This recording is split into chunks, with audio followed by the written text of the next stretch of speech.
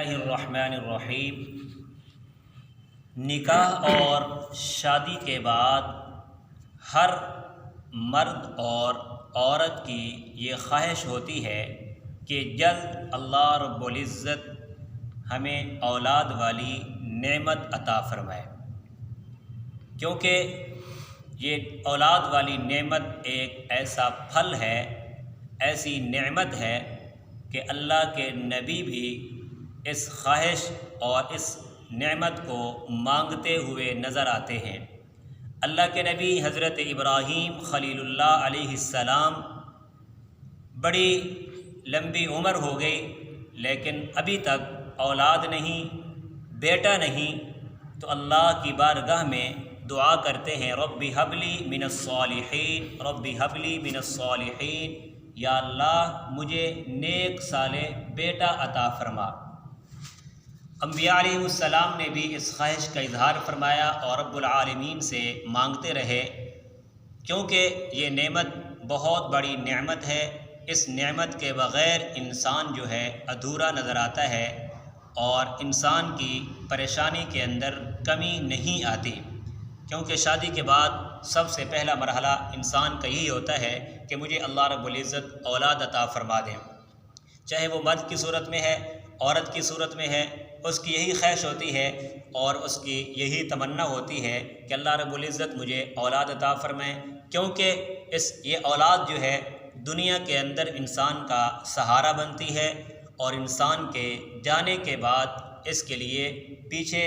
ثواب کا اور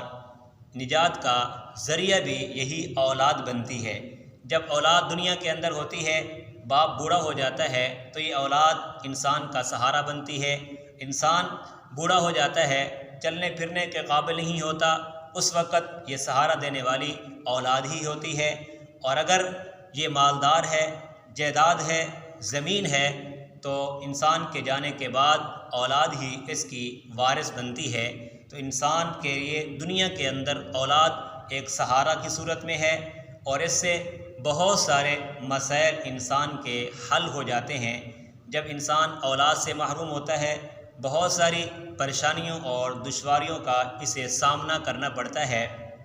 تو اس لیے اور اگر جب انسان اس دنیا کو چھوڑ جاتا ہے، اولاد نیک ہے، تو انسان کے جانے کے بعد پیچھے جو بھی وہ نیک عمل کرتا ہے تو اولاد کے نیک عمل کا ثواب اللہ رب العزت والدین کو پہنچاتے ہیں۔ حدیث پاک میں آتا ہے، اللہ کے پیارے پیغمبر علیہ السلام نے ارشاد فرمایا کہ جب انسان فوت ہوتا ہے اس کے اعمال کا سلسلہ منقطع ہو جاتا ہے، صرف 3 عمل ایسے ہیں کہ جن کا ثواب انسان کے مرنے کے بعد بھی اس کی روح کو پیچھے پہنچتا رہتا ہے، اور میں سے ایک فرمایا کہ صدقۃ جاریہ، کہ انسان اپنی زندگی کے اندر کوئی صدقہ جاریہ کر جاتا ہے تو انسان تو چلا گیا لیکن اس کا ثواب اس کو پہنچتا رہتا ہے۔ انسان کسی مسجد کے اندر نلکا لگا دیتا ہے، موٹر لگوا دی، مسجد بنوا دی، مدرسہ بنوا دیا، یا کوئی ایسا فلاحی کام کر گیا کہ جو اس کے پیچھے انسانوں کو اس سے فائدہ حاصل ہو رہا ہے، تو یہ صدقہ جاریہ ہے جس کا ثواب اللہ رب العزت تا قیامت اس کی روح کو پہنچاتے رہتے ہیں۔ اور دوسرا،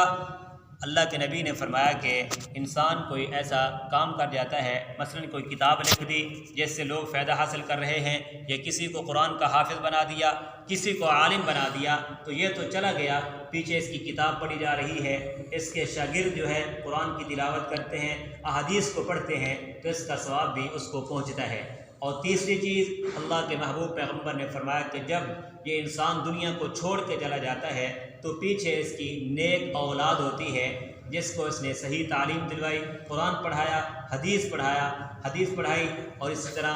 دین کا علم سکھایا، تو انسان چلا جاتا ہے تو اس کی یہ نیک اولاد جو اس کے لیے پیچھے دعا کرتی ہے، اس کے لیے قرآن مجید پڑھ کر اس کو ثواب پہنچاتی ہے، تو اللہ کے محبوب پیغمبر نے فرمایا کہ اولاد کا نیک عمل والدین کے لیے ثواب کا ذریعہ بنتی ہے اور اس کی قبر کو اللہ رب العزت جو ہے ٹھنڈا فرماتے ہیں۔ تو اولاد گویا کہ بہت بڑی نعمت ہے، اس سے محرومی پریشانیوں کا ذریعہ ہے، اس سے محرومی انسان کی زندگی کا سکون جو ہے